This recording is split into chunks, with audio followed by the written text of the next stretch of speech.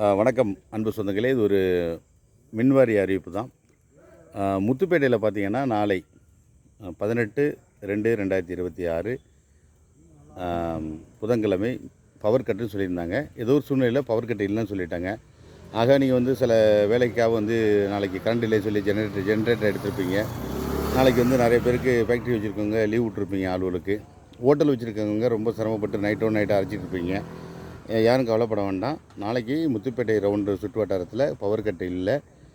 நான் சற்று முன்னாடி ஹோட்டலுக்கு போனேன். பவர் கட்டு 9 மணிக்குள்ள கட் பண்ணிடுவாங்க. இந்த ஹோட்டலில் வந்து இந்த சீக்கிரம் இந்த இதெல்லாம் சட்னியெல்லாம் அரைச்சி வச்சுருங்க, சாம்பாருக்குள்ளே எல்லாம் இது பண்ணி வச்சுருக்கேன் அப்படி இப்படின்னு பேசிக்கிட்டு இருந்தாங்க. நிறைய பேர் வந்து நாளைக்கு இந்த மில்லெல்லாம் வந்து லீவுன்னு சொல்லியிருந்தாங்க.